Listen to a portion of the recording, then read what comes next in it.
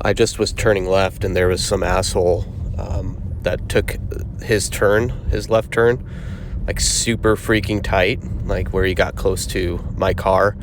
And I just had like a 6-second stare down with this old, crusty, leathered, tanned, rusty, burnout, freaking 60-year-old man. And I locked eyes with him, and I stared that fucker down the entire time. Anyway, welcome, friend and fellow anti-netter, to another episode of the Scott Shepherd podcast.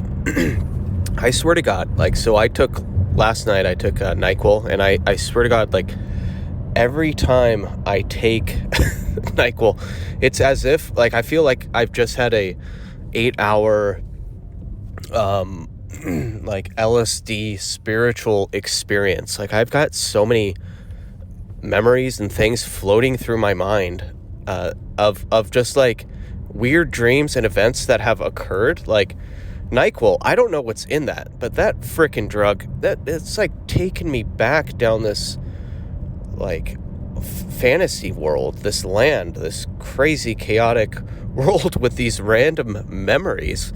And as I'm driving to the office here on a Thursday at 11:33 anti-meridium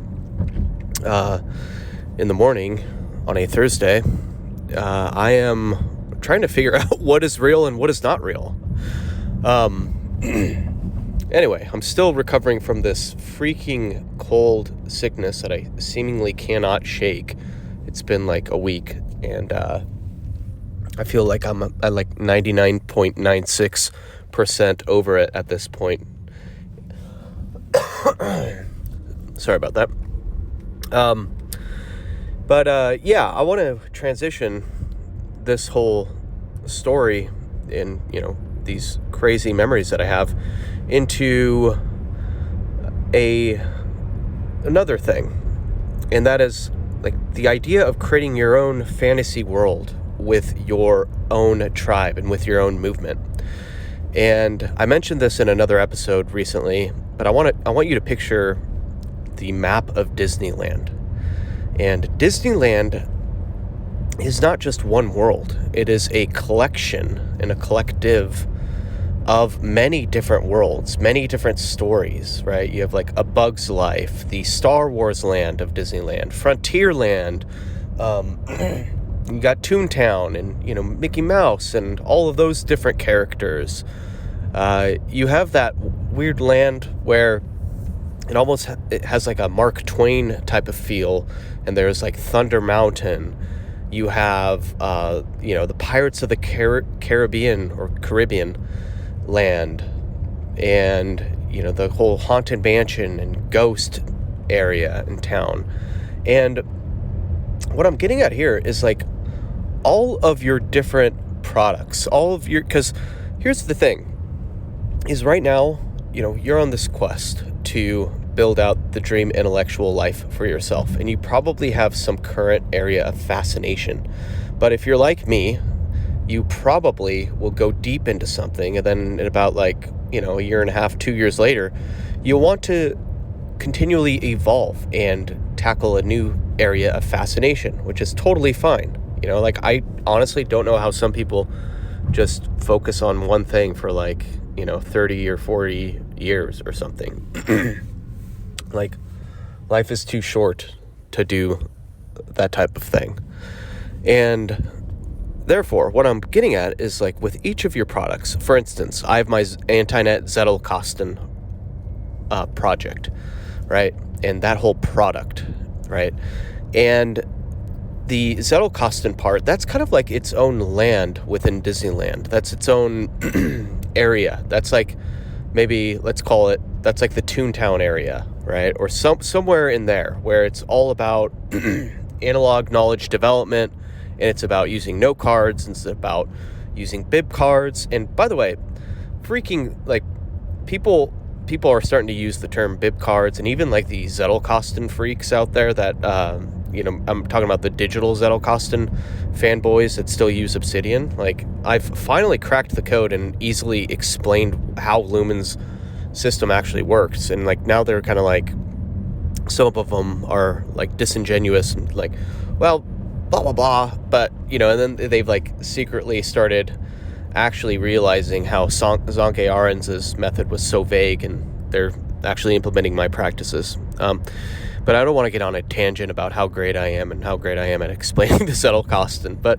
the point I'm making is that like that whole niche, right? That whole product line of mine is like the Toontown land. And then I have like the Scott Shepherd letter subscriber land, which is probably like in the area of, like, if we were to map it out on Disneyland, that's kind of like the classic Disneyland. That's the we'll put that in the same area where It's a Small World After All is, right?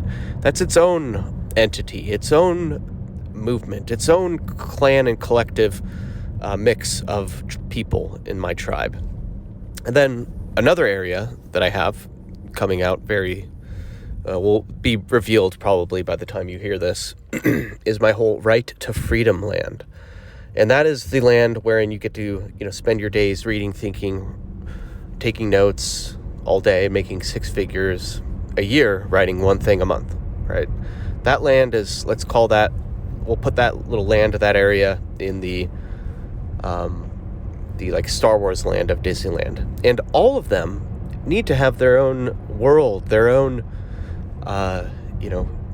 essentially its own story, its own vibe, almost its own tribal triad. And you'll know what I'm talking about if you've read the Scott Shepherd letter, issue number 5. And that is what we want to create. So even though I've had this crazy NyQuil acid trip last night, like that type of land and that type of like feeling of creating like a crazy dream world is really what you want to get to at some point. Is you want to be okay with having multiple products that have these kind of like odd stories, but they all fit under your own umbrella, your own collective personal brand, your own Disneyland, essentially, is how you want to look at it. And yeah, that's what I want to share with you, is that whole concept of creating your own Disneyland, essentially, is what it is.